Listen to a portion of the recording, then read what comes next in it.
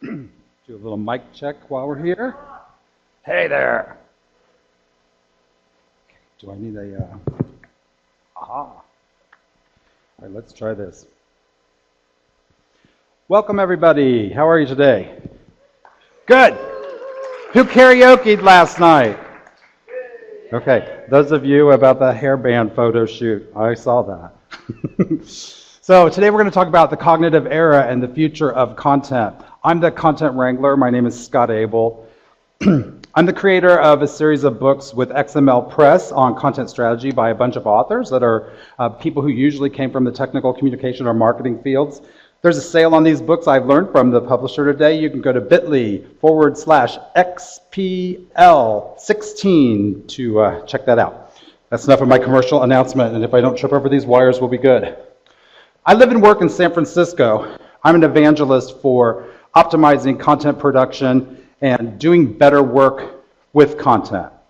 I'm particularly interested in advanced information management practices, and the last 3 days I've spent at a humongous conference called The World of Watson, which is a conference about cognitive computing put on by IBM. There were 2,100 some presentations on this subject. I whined a lot when I ran a conference, and I managed 100 presenters doing 100 presentations, so you can only imagine what it's like to have 2,000 people there. My mantra is, content is a business asset. It's worthy of being managed efficiently and effectively. And yet, that's not what we normally do. I'm also a cat dad. I'm an Aries. Too much additional information there. I'm an uncle and a sometimes tour guide of the area of California in which I live. I'm also a pescatarian, which means that I eat vegetables primarily with fish as a protein. Just like 35.7% of U.S. adults, I struggle with obesity. Lots of people do, in fact. That's 1 in 3 adults have this same challenge in the United States. That's 78.6 million adults in our country. Obesity is such a big problem that it impacts our economy by damaging it with healthcare costs in excess of $210 billion a year. This affects the way that we work as well, and it damages industry up to $4 billion some dollars every year in the U.S. alone, attributed to absenteeism from obesity-related problems. I struggle with this, and I want to maintain a healthy lifestyle. I have some worries because people in my family have died of colorectal cancer, which is usually and often related to these kind of problems with obesity, and other maladies that are also related to obesity that are hereditary sometimes and sometimes environmental. I want to prevent all these things from happening to me, much like many other people do, especially the people who are taking the STEP challenge and the water challenge and people who watch what they eat. So I had to hire a nutritionist. This is my nutritionist. His name is Manuel Villacorta. He splits his time between being on television as a star and also as a nutritionist in both San Francisco and Los Angeles. He wants to put an end to obesity as much as anyone else does. In fact, he's dedicated his whole life to trying to figure out how to help people live a healthy lifestyle. And in just 8 weeks, he's helped me lose 28 pounds and about 3 inches from around my waist just by concentrating, just by concentrating on me, as Aaron was talking about earlier, when the service is about you and there's some kind of connection. He has a goal too. He wants to try to help other people, and I want to help him do that. Manuel sells expertise, but he also sells content to people who want to be healthy. He needs to publish that content to multiple channels simultaneously in order to be effective. He needs to be able to publish his recipes, which are often designed to be human readable, but seldom are they considered to be easy to read by machines to repurpose into other channels or to adapt to people like me when they need to be adapted. And so he has to, like many of us, struggle with manual, error-prone, costly processes. This is a big challenge for him. Now, sure, he can leverage multi-channel publishing, which we've been talking about ad nauseum for about 2 decades. And he could single source his content. He could write it once and he could use it often. We all know that mantra. He could adopt the unified content strategy. He could use a repeatable method to create consistently structured content that's designed intentionally to be repurposed. He can also add intelligence to that content. He can create reusable, modular, structured, semantically rich chunks of format-free content that can be used anywhere, almost magically. He could.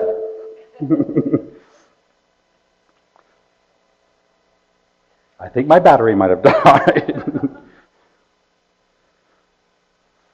Anyone?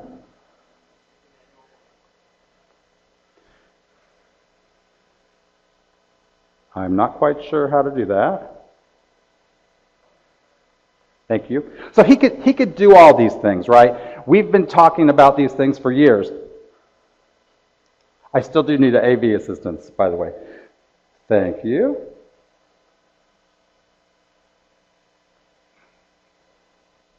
There we go. And by doing these things, thank you for your patience, he could do better, right? He could create more content faster. He could totally do that. He would get new capabilities, which, by the way, is what business actually buys. They buy ability to do something they cannot do today, like make their content more discoverable, i.e. discoverability, to be able to reconfigure that content, to adapt it, to make it more friendly to the actual user. This also would benefit by making it, to the customer, recipes and information from Manuel easier to find, quicker for Manuel to repurpose for them so that they feel like they have a better customer experience. He can also automate all these things. But while all this is really cool and useful, it's not enough anymore. It's not enough to beat the competition. In fact, Manuel needs a differentiator because there is a lot of competition in the nutrition and healthcare industry.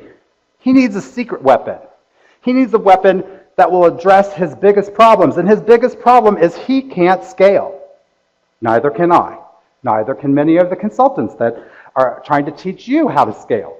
And that's because customers have these high expectations of what we should be able to do. And so we run and try to do it as fast as we can with our outdated processes.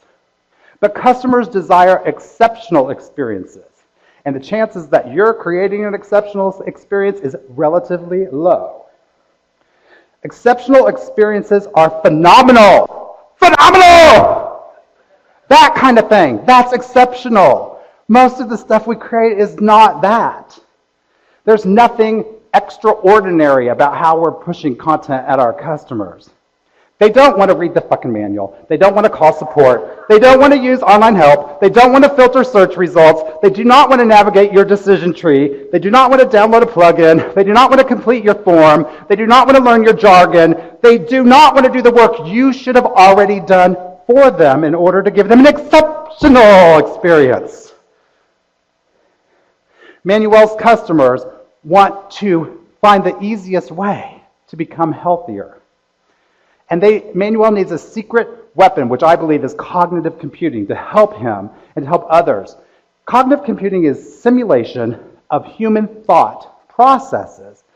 So self-learning systems that act more like the human brain than it does a rules-based machine, the things that we do today.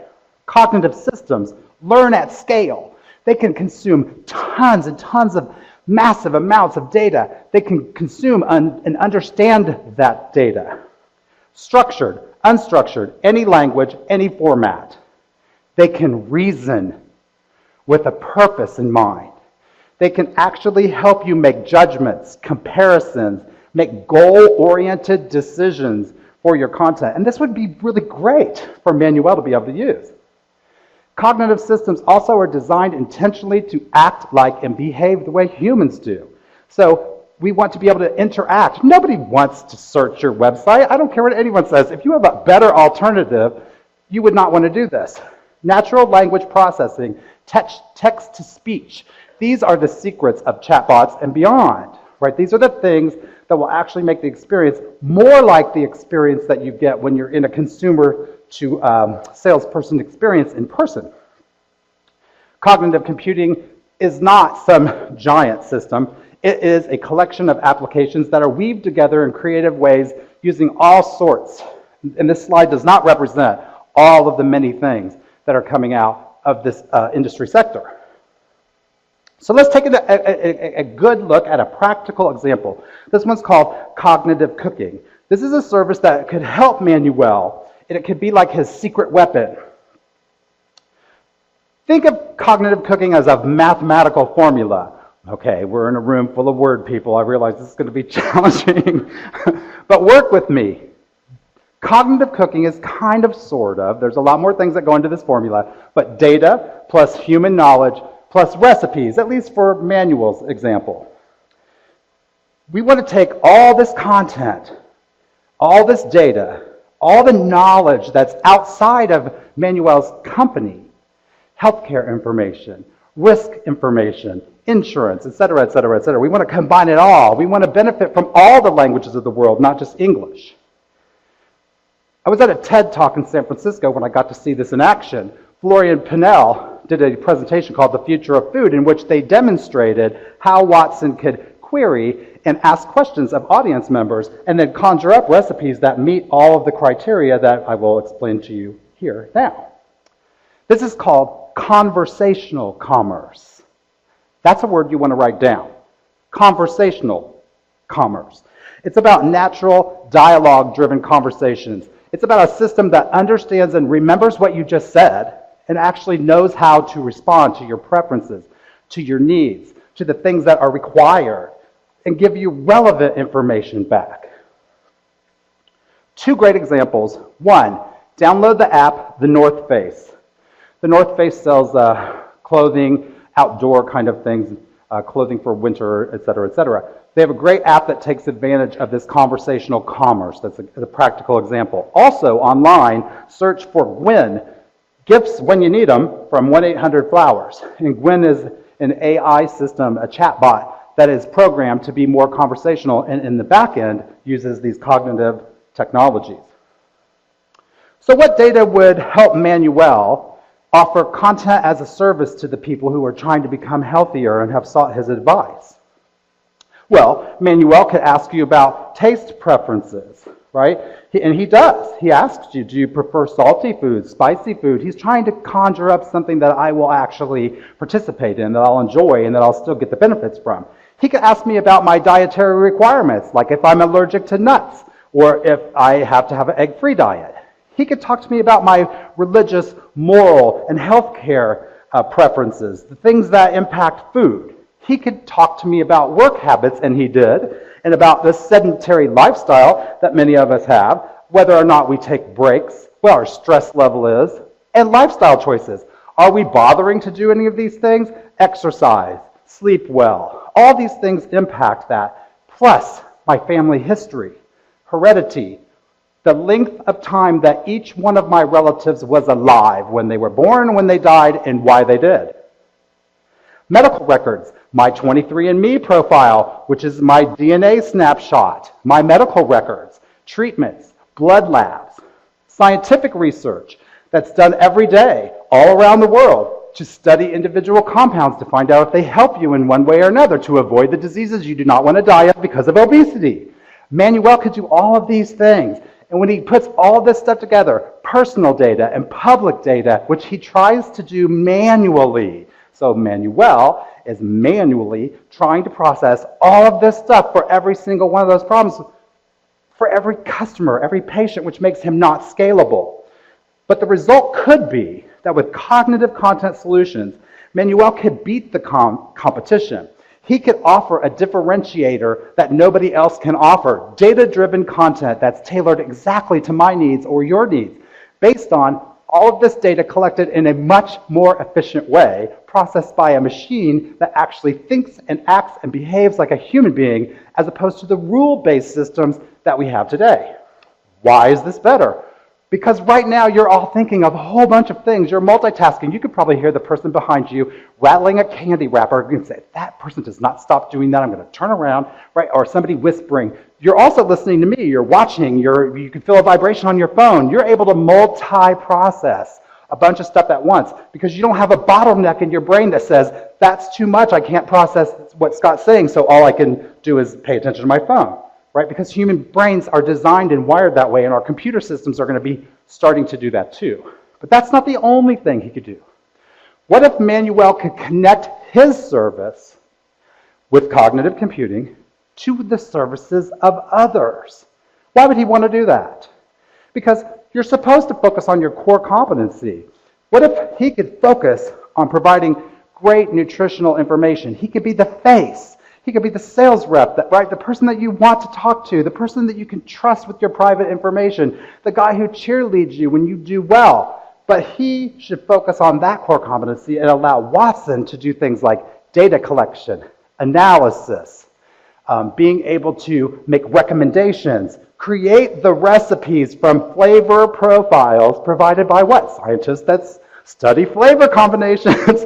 He could recombine them together. He could do all of these things and then process that content and pass it on to a company like Blue Apron, home delivery of meals, only the amounts of food that you need, which means you're not wasting the food, first of all. Second, it's catered to you because Manuel created the recipe with the help of IBM Watson. Blue Apron can have a relationship with the farming communities in the neighborhoods closer to where you live so that they can bring the food in. They can have a distribution process. They can have a packing process. They may use third-party vendors to do all this. They use third-party vendors to deliver the food. So by connecting all these things together, Manuel ends up with the end-to-end service that will beat the competition because he can now scale and differentiate himself. What could you do if you could scale and differentiate yourself? Think about that. What could you do? Don't think about how you do things today. Don't think about how we've always done it. Don't think about the stupid search. Nobody wants to search. People want to find. They want the answer. They want help. They want to be entertained. They want to do whatever they want to do, not what we want to do. And if you can, and you can do these things, you'll have to first admit a few things. One, you have to be able to explore and learn, and you have to work for a company that's willing to do that without any ROI because you're going to fuck up and make mistakes, right? There's going to be times when you think, this is a great idea, let's do it this way, and you'll be wrong. You're also going to need top-level leadership support because this isn't playing around. This is not lip service, we love our customers, so we are going to provide you with a fabulous customer experience. This is actually saying, we want to tailor the experience to the people who we're trying to communicate with in meaningful ways. You're also going to need sufficient budget. I have no idea what that means. I am pretty sure it is a pay grade or $1 million above my salary, but it is money. But it will come down, just like everything. It will get cheaper and more accessible for everyone. And you will need a disruptive mindset. And in short, this vocabulary word is the word you need to become. Intrapreneur. An entrepreneurial person is a person who turns ideas into profitable improvements and products through assertive risk-taking and innovation. That's what cognitive computing is. So to get started, you're going to have to learn a lot. But I think that as a professional, if you've got more than 5-10 years left in you in your career, this is something you cannot afford to ignore. You can start by learning at ibm.com/Watson. And I just think I ended my presentation on time. I can't believe that. So thank you very much for your time today. I'm Scott Abel. This was the future of content in the cognitive era.